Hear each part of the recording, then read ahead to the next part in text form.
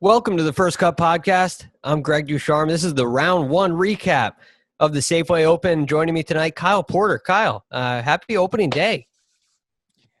Yeah, I was having lunch today, and my wife didn't know that there was golf going on, and I was like, "Yeah, I got podcast tonight, and whatever." And she was like, "It's the new season already, isn't it?" And I was like, "Actually, it is. Yeah. Did you enjoy the 3-day off season?" And she was like, "This is ridiculous." My wife says the same thing. This was actually it's like the shortest turnaround of the year because you had a Monday finish. Yeah, which just you understand everything that goes on, but it just adds to the it adds to the frustration for the wives. Well, it's for sure, and not to mention the fact that there's you can kind of take a breath after U.S. Open because you got a little bit of they're not the greatest fields in the world, but and Justin Thomas said this a couple weeks ago. He said, "Look, I'm like mentally locked in through the U.S. Open," and that's sort of how I'm feeling right now. Of like, okay, it's not it's a little bit of a down week, but mentally I'm still like revved up here rather than kind of taking it down a notch. Yeah, it feels like it's the middle of the season. But yeah, it's easy to forget this time because this time of year we're typically really kind of coasting in the game of golf. But we're all just mailing it in. We're all just mailing it in at this time of year. Yeah, that's what it's the fall, right? It is like we're coasting. I mean, we joke about it, but there's not an off season. So I think we sort of create whatever an off season can look like, of like, okay, yes, it matters that Joaquin Niemann won the Greenbrier in October or whatever, but it's not, you have to be able to step away from it a little bit and, say, okay, the Torrey, the Pebble, that's the stuff that is more pertinent. So the intensity level changes. But as for this week, it really has been quite a start. I would say some names up there you may not have predicted. Russell Knox leads the way, 9 under par, 63. He finished 127th in the FedEx Cup last year and failed to make the playoffs. And I think it was the first time since 2013, which is impressive. Really impressive player. Kyle, what did you make of his round today? Hold on just a second. I'm reading through this. So before we get to his round, the number 127 thing, would he be a guy that if you didn't have, if you didn't have the, like, everybody keeps their card type thing, would he still be eligible for this type of tournament because of past champion status? Well, also 125 to 150 has some they're going to get some starts. That's right. This is how, who this happened to. Harris English last year was in a very similar place. I think Harris English might have been 149.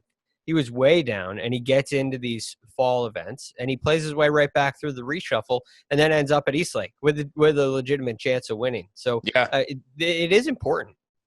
Yeah, no, that's a great point. And look, like, he's somebody that there's so many of these guys and you see it in an event like this a lot of times where, Russell Knox is unbelievable at golf, right? And we've talked about him, never on this podcast, because we're talking about DJ, we're talking about John Rahm, and that stuff just sort of overwhelms the Russell Knoxes of the world. But he was great. He was great on Thursday. He made the middle of his first 9, he goes 3-3-3 on 4, 5, and 6 to get it to 4 under early. And when I was watching, you see a lot of these guys, like Keegan got it to 3 under early. There was somebody else who was like kind of hot early on. It might have been Cameron Percy, and Russell Knox continued it throughout the back 9. I just think at a place like this, if you're not making bogeys and you're not backing things up, you're just giving yourself a chance down the stretch, and that's what he did. And he was great throughout. Par fives that are all gettable, really, and you're looking at a situation where if you can keep the ball in play, and as you said, you avoid mistakes, and it's almost like your starting point is 68. and 2 or 3 putts fall, and all of a sudden you're right there in the thick of things. So I think that's a great point. Doesn't a bogey here feel, and I don't know, this is hard because, I mean, doesn't a bogey at a place like this feel a little like a double, or like not a double, but like like a 1.5 over? Just because you hit a bad shot at some point, right? If you go to like Olympia Fields, you could hit great shots and make a bogey. Yeah. Right. And so, but this week it feels like if you have a number of wedges into green, so you either hit it behind a tree and you had to chip out and you weren't able to get up and down, or you hit a bad approach shot and hit a bad chip, more likely than not. So there's definitely going to be a bad shot somewhere along the way, which makes it feel that much worse, because every bogey feels like a mistake, where there are some courses where it doesn't feel that way. That's a great point. I was watching I know we're going to get to him, but I was watching Spieth on I can't help myself.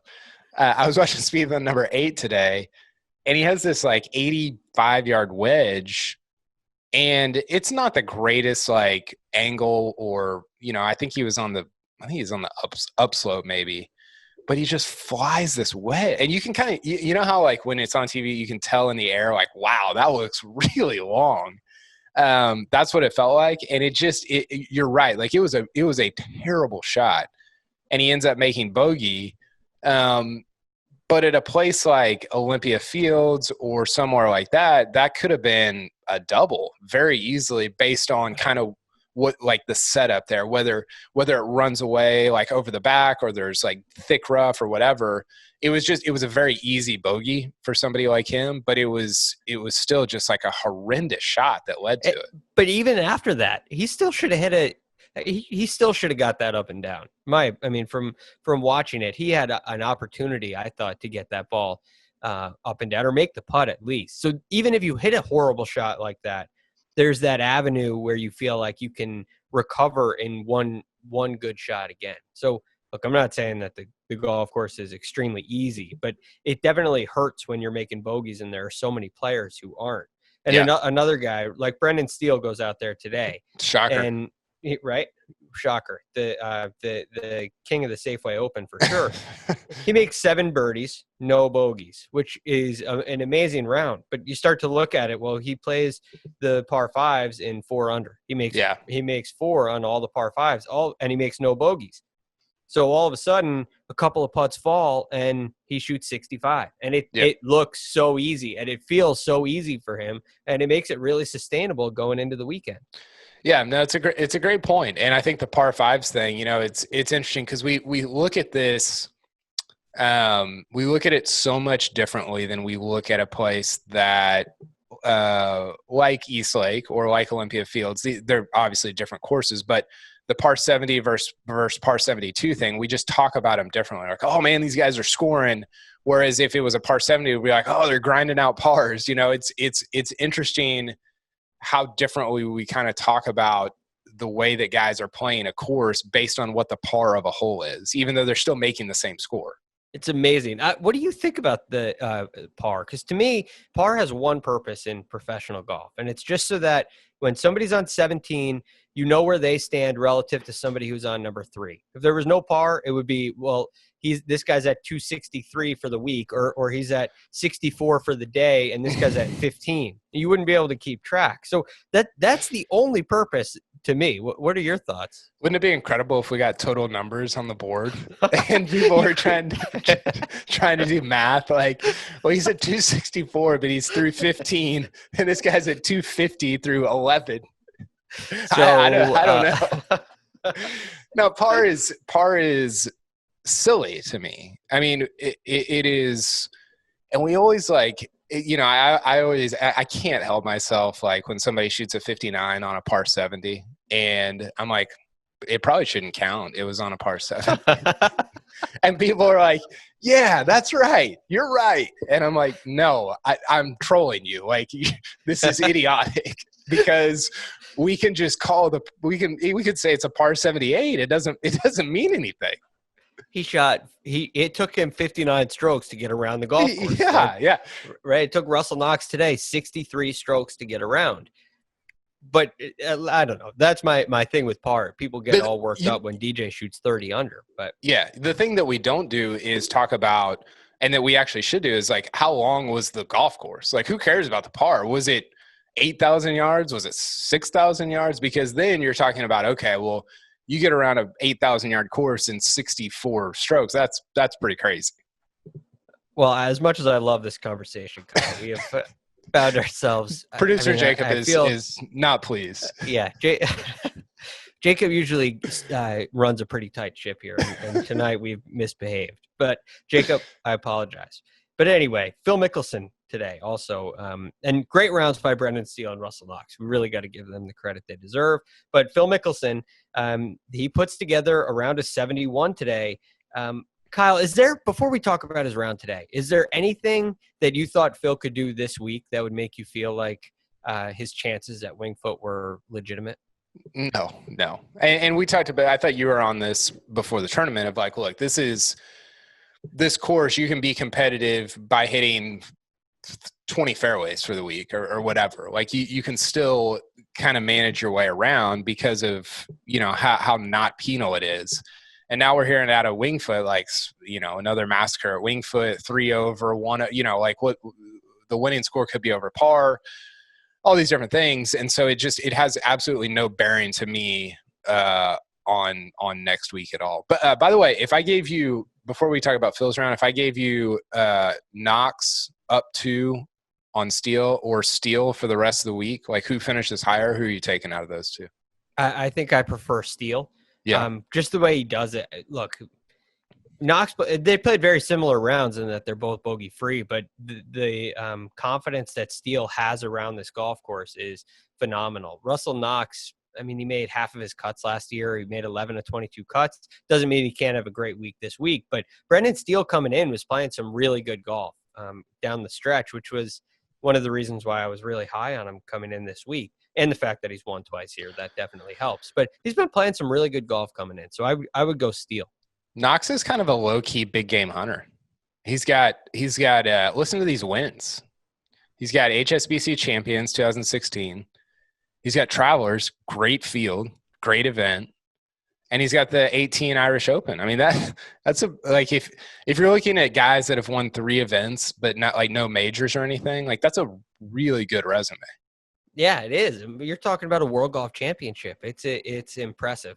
Yeah. So I'm not saying that he doesn't have the ability to hold on. It's definitely it's nobody to kind of brush your shoulder off. I think Steele is playing. Like I look at that round today from Russell Knox, and it's a great round. And you almost start to get into the category of, well, is that great round going to affect his next round? I'm not a huge fan of that conversation, but are things going to average out a little bit? Yeah. Whereas for Steele, it was just so he didn't really do anything that was incredible. He just kind of plodded his way along and made 7 birdies. I feel like he could do that again for 3 straight days. It wasn't like this remarkable round. So yeah. I think that's probably why I'd favor Steele. Yeah. You know who didn't make 7 birdies?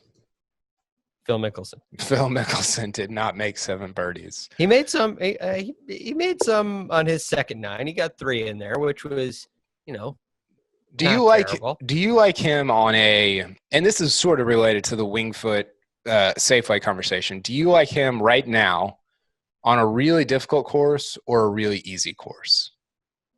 I don't know. I don't know. Well, see, part of it is.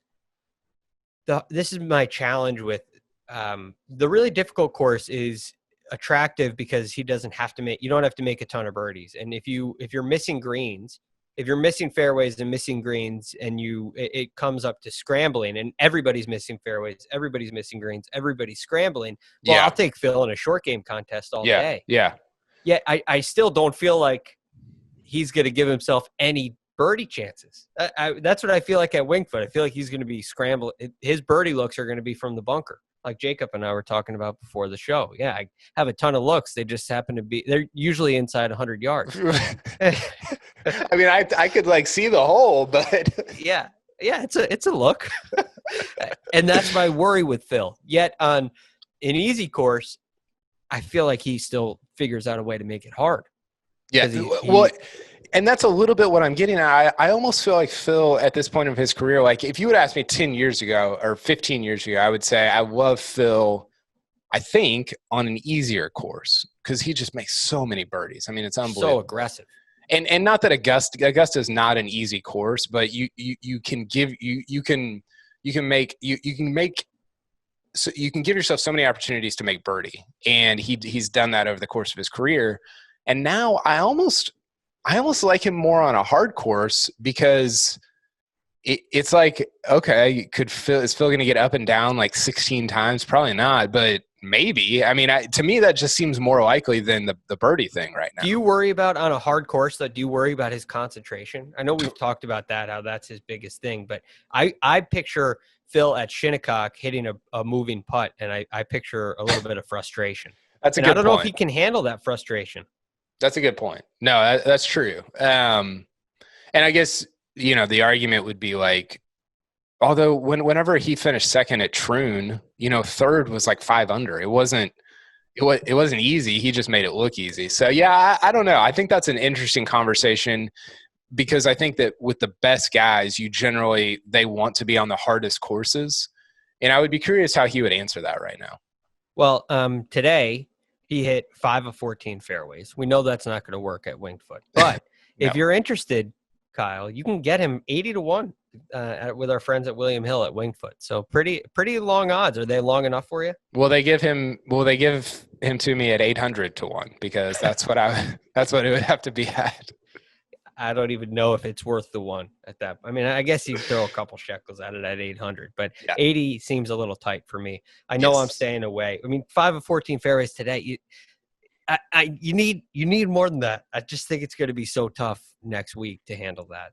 You know what's crazy? I wrote about this a little bit earlier in the week. I think this is his 30th the start of his 30th professional season, which, I mean, we kind of are in this weird part of his career where we're like, I don't know what he's doing to be that good for 30 years. I mean, his two things are consistency and staying healthy, right? Like that, nobody's been better at that over the course of 30 years than he has. I mean, he's got 600 starts on the PGA Tour. I almost feel like he doesn't get enough credit for how good he's been for 3 decades. I mean, it's truly incredible. It's a great point. And there's one thing that he I feel like it's the one thing that he's missing, and it's because of all these close calls at U.S. Opens that we feel like, and because of his health, we still feel like there's a chance. So he's still in the conversation. Whereas a guy like Jim Furyk, for example, who's playing this week, still has plenty of game. He's had an extremely long and consistent career, but he's not chasing a career Grand Slam. So if he goes to play Winged Foot where he was in the mix in 2006, he wouldn't get the attention Phil gets. And, sorry to jump in there, but I think that the way that I think about Phil, and we can move on to, because he's not going to win this week, we can move on to the guys that actually might win. The way that I think about Phil was completed when he won at Muirfield. The U.S. Open thing, it's like, man, if you're good enough to finish second 6 times, like your game is so historically good. And I think to do what he did at Muirfield, that was the place where you're like, I don't know. Like, I don't know I don't know how that works. I don't know. And he was that round and that tournament in 13 at Muirfield was so incredible that it sort of just rounded out the way that I felt about him, no matter what he did from that point on. So going into the U.S. Open, I'm kind of like, he's not going to win, and I don't know that I really care. I understand who and what Phil is over the course of his career. Yeah, his place is not going anywhere in history. And to add to that, you mentioned, even he didn't know if he would ever have the shots to win an Open, and he did, and then he almost did it again in 16 if it weren't for in Fuego, Henrik Stenson, which was just, one of the best performances we've ever seen in a major. That's what it took to beat him. But you mentioned guys who actually have a chance to win. So, of course, that leads us to Jordan Spieth. Okay, listen, let me go first, because I actually I think you'll be better on this. So I watched part of his rounds. So I couldn't watch all of it, but even on his first tee shot, I'm like, he looks so uncomfortable. Like his setup, his waggle, like all this stuff. It's just like, it's tough to look at. And then he swings. And I got to say, Greg, like he's kind of hitting it okay. It looks like he's going to fall down. Like he looks so off balance with his swing. And I don't, technically I have no idea what that is. You would be better on that than I am. I don't understand it. He's almost just so wound up with the swing that it's hard to imagine him being able to get out of it in his current state. So I think there's a few things here. Are there technical things you can see that are flaws in his motion? Yeah, of course. But at the same time, there always has been. Yeah. Even in 2015, 2016, this wasn't a beautiful swing to watch. Watching Jordan Spieth is not enjoyable because it looks this is not watching Adam Scott, and it never has been, right? This isn't a guy who's smoother than everybody else. This is a flair for the dramatic, and it's dramatic, good and bad, and recovering good and bad, and that requires a lot of confidence and a lot of strength, but at the same time, it requires a simplicity. And I think of Jordan as a guy who had these flaws when he was at his very best. He had flaws in his game, and everybody knew it. He knew it, but he didn't care. He just went out and figured out how to shoot scores. And it was a very sort of caveman approach to the game where he's going to hit it to a side of the hole, and then he's going to hit it to the green, and he's going to make a putt. And it didn't matter how it looked. It didn't matter what the ball did. He was going to yell at it and talk to it, and he was going to listen at some point, and then he was going to make a putt. Yeah. And Brooks Koepka described him as the most annoying person to play against, not because of anything that he did or said. At least that's not what Brooks said. It was because you always felt like you had an advantage on him, and then he'd make a 25-footer. And you felt like you could never get ahead playing against Jordan because he would always it was scrappy. And now we're seeing a Jordan who has things that are complicated in his mind. And that's why you start to see him lose balance. That's why you see the fidgeting before he hits the ball. That's why you see the discomfort, part of which you've seen, but it's elevated now because there's a lot going on in his mind and things aren't simple, and he's trying to fix problems. So, yeah, I heard about one top 25 guy who, I mean, you would say this guy's a superstar, and he after Spieth won Pebble in 17. I think he won it going away, like by 4 or 5 or something like that. This guy was like, that's problematic because of the consistency, and he's just repeat over and over. And that's like the opposite of what we're seeing right now. And I love your point about like, I heard this great thing about Nicklaus the other day about how, he would like try to hit the center of a green and maybe try to fade it a little, maybe try to draw it a little, depending on where the pin was. But as long as you're aiming at the center of the green and you're kind of, you might miss hit it a little bit, like you're still like around, you're not firing at every pin. And even watching him on 8 today, I know he's 85 yards out, but there's trouble only long. He's got all this room to the left, and he's just firing right at the pin. And it's like you end up making bogey. That's just, it doesn't feel like who he used to be, like mentally around. And again, that's one shot and whatever, like I don't know what I'm talking about, like with his mental approach. But that was just one thing that kind of stood out to me as you're talking about Spieth kind of trying to find the center of these greens. Yeah, and I'll make one last point, which actually I was talking to Michael Breed this morning. We were talking about Jordan, and he believes that Jordan is chasing statistics, which I found very interesting because I used the whack-a-mole analogy the other day, and I feel like Jordan's always chasing. And that to me says he's looking at the same thing we're looking at. Okay, well, he's starting to slip in his iron play, so he chases iron play, and then his putter becomes a problem. And then he goes back to the putter, gets that fixed, but then the ball striking becomes a problem. And they're constantly chasing, and it takes away from the scoring mindset that he used to always have, which is kind of where you're playing like a kid. And I want to see Jordan get back to that, where it's like the RBC Heritage on the second 9 this year, where he stops working on what he's working on and shoots 29. That's still in there. We just gotta see it again, and I want to see it again for 4 straight rounds. He needs Mark to give him a strokes gain heart pep talk. Yeah, maybe. So I don't know. Strokes gain heartbeat. Yeah. strokes gain heartbeat, right? Calm yourself down. Let's do a little bit of scoring. But anyway, there are some players who do have a legitimate chance at winning this tournament. One of them, extremely impressive, very nice to see, Akshay Bhatia. He's an 18-year-old looking to make his first PGA Tour cut. He turned pro last year. He's from the Wake Forest area. Decided not to go to college. He took a lot of scrutiny for that. So it's really nice to see Akshay in the lead. Kyle, I know you were interested in talking about this before the show. What are your thoughts? Yeah, actually, let's group all these guys together because I want to get your thoughts on just sort of like the youth that's in here. So we got Akshay at 6. We got Andy Zhang at 6. Andy Zhang went to Florida, played in the U.S. Open in 2012 as a 14-year-old. I don't remember that. Where was the 2012 U.S. Open? That was Rory at Congressional, I think. I thought that was 2011. 12 was Olympic Webb. Yeah, that's right. That's right. Webb.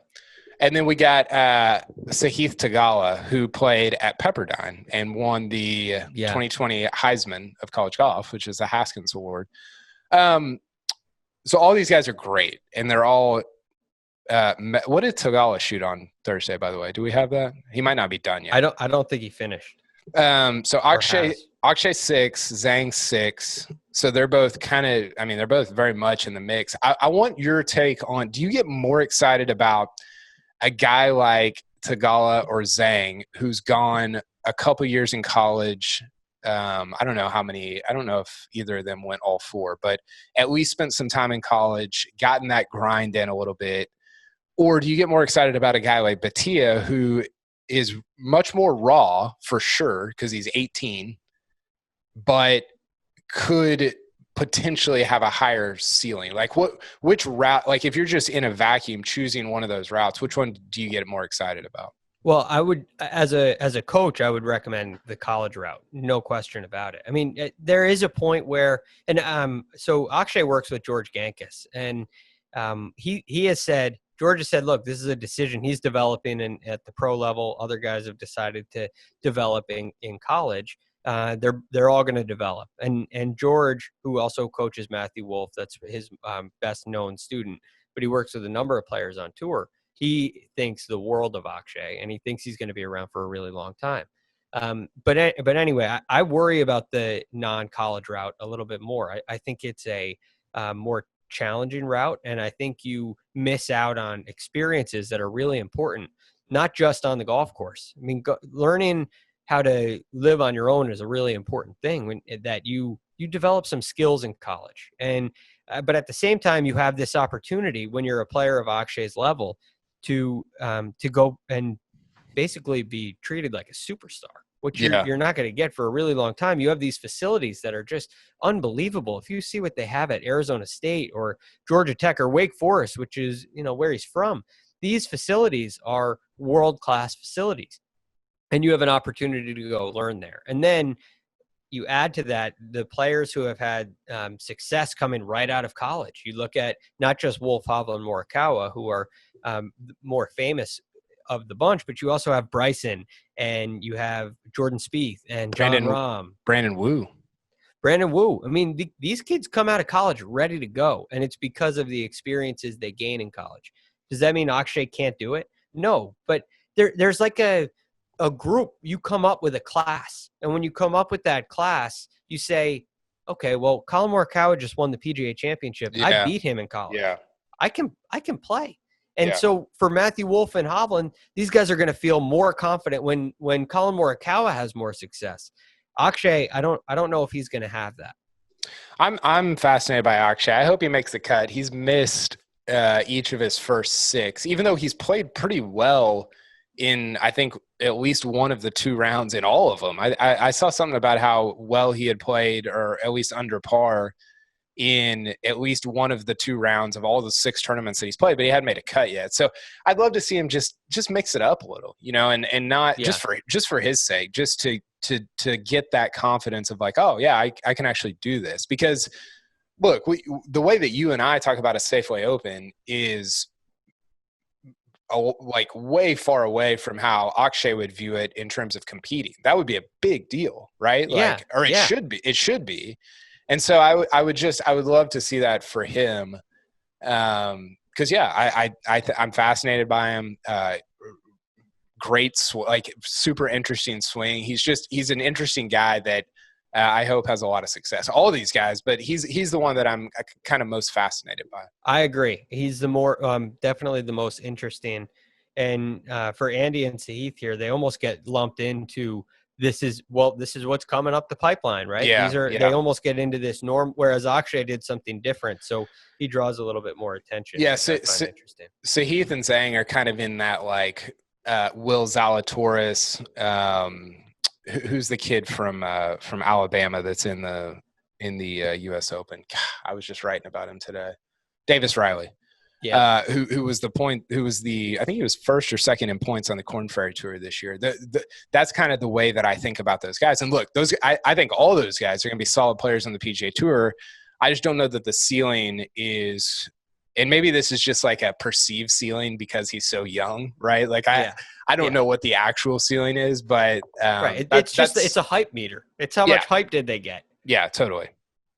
So it's very interesting to see. Definitely rooting for him because all these players. I mean, this is like you said, Kyle. Even though, despite the way that we look at this event through a different lens, because we're used to covering events with the big boys, especially this year with the strength of fields that we've had.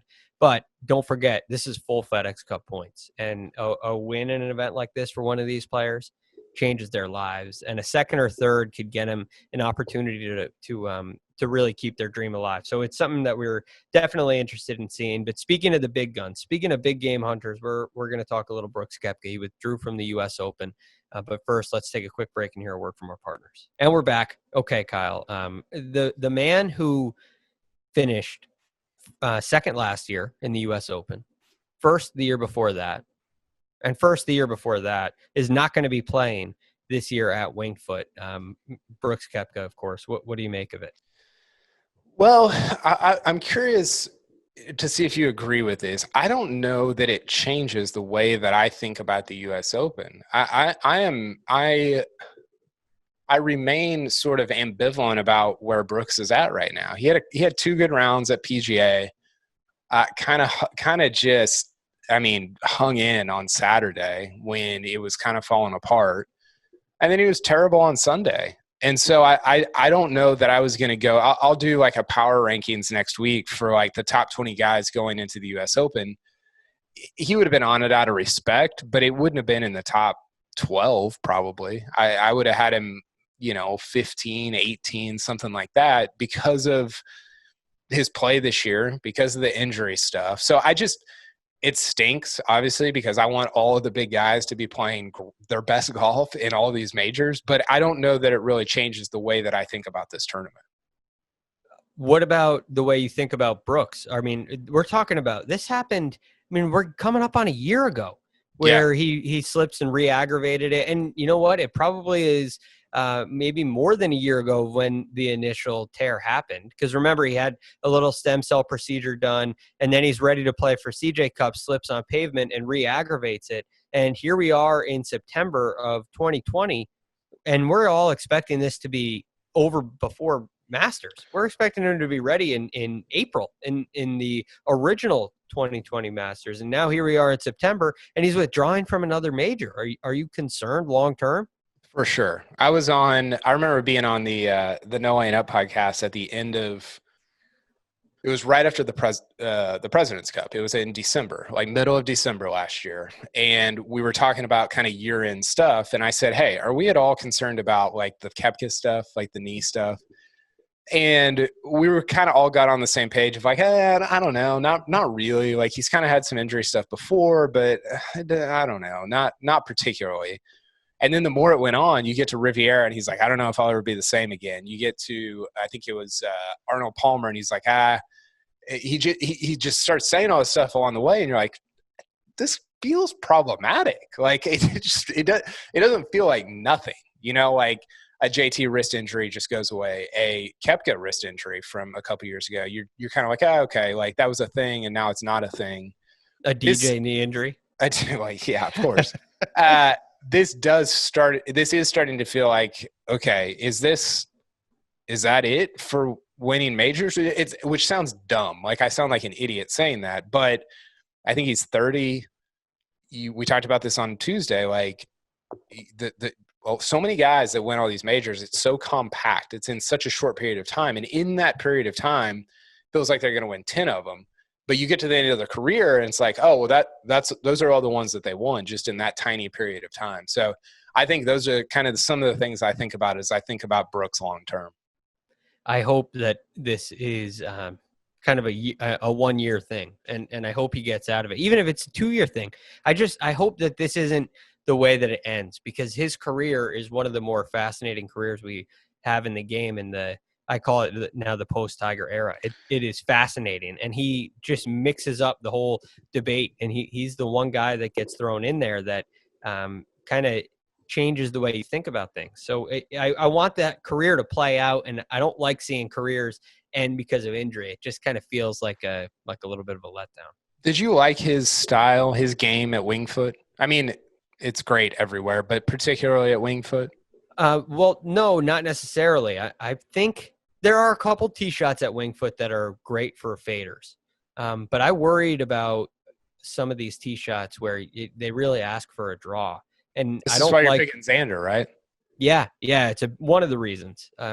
One of many. Xander seems to check all the boxes for me. But I do think moving the ball right to left is important on a lot of holes. Now, there are tee shots like number 8 on the first 9, which is a big boy hole.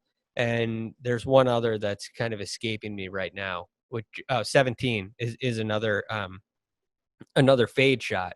But you can play on 17 anyway. You can work it either way. So you're looking at one kind of must fade, and the rest, they really favor a draw. So I worried about that a little bit. But all that being said, players of today are learning how to make that work, and it's mattering less and less which direction the golf course favors. So I think Brooks on hard golf courses seems to do really well, and I would have been surprised because I don't think the game makeup is what you would expect to do well at Winged Foot. Yet he seems to figure it out on hard courses. Real quick, because I don't want to bring this up next week because Mark will make fun of me. But I made a 2 on number 7 at Winged Foot. Nice. Yeah. So what was your the pitch shot you had? Oh no, 7's the par 3. That's Babe in the Woods. So that's that. It's like a 40-foot putt. It would have gone probably 60 feet past if it hadn't hit the hole. Okay, we're going off script, but give me your. So the Pinehurst news came out this week. USGA going to Pinehurst. People are just freaking out about this Rota for the U.S. Open. Yeah. Give me your 6-course U.S. Open Rota. Okay, I fortunately thought about this today. So Winged Foot, Oakmont. No question. We'll throw Pinehurst in there because they're the ones I guess started the whole thing. So you got Winged Foot, Oakmont, Pinehurst, Pebble, no question about it. And then I think you have Torrey Pines, and I'm missing Shinnecock would be the 6. So Torrey would be. Wait, was that 6? Yeah. Winged Foot, Shinnecock, Oakmont, Pebble, Torrey, Pinehurst. Okay, so Torrey would be your 6th. Yeah, and the reason for Torrey, I guess you could replace it with like an Olympic club or something. I do think you need another West Coast. You know what would be fascinating is, and I don't know if infrastructurally they could do it, but something like Riviera. Yeah, well, it's hosted majors long ago. I guess it hasn't recently, but it would be fascinating. Or I'm interested to see how LACC goes in 25. I've heard great things. 23, whenever they're getting that. So I think the 5 there, the Shinnecock, Winged Foot, Oakmont, Pinehurst, Pebble, it feels a little universal. Like it feels like that's kind of where everybody's at. It's just, what do you do with the 6? I sort of am on the side of leaving it open for like a Chambers Bay, the Chambers, the Erin Hills, those types of places where you're not kind of boxing yourself in for the next. By the way, do we need a 2047 date on the U.S. Open? I know, it cracks me up. They do it with the Ryder Cup too. I don't understand it. So many things change, but I guess Pinehurst, with all of its history, it's very likely to be exactly the way that we think about it now in 2047. But you're right; it seems a little bit.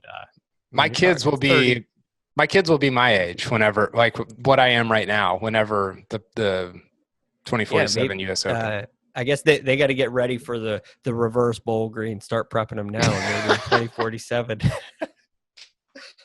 There could be a statue made after him. Yeah, it's great. I love it. Kyle, thanks for joining us. We are way overboard. We have poor Jacob. We've gotten him in a lot of trouble tonight. Yeah. So Jacob, thank you for your patience and not blowing up our chat too much. That's Kyle Porter. You can catch him on Twitter at Kyle Porter CBS. I'm Greg Ducharme. You can get me on Twitter at TheRealGFD. That's all we have for you today. But join us again tomorrow, Saturday, Sunday, and Friday. Of course all next week. It's a new season. So thanks so much for listening. We'll catch you next time.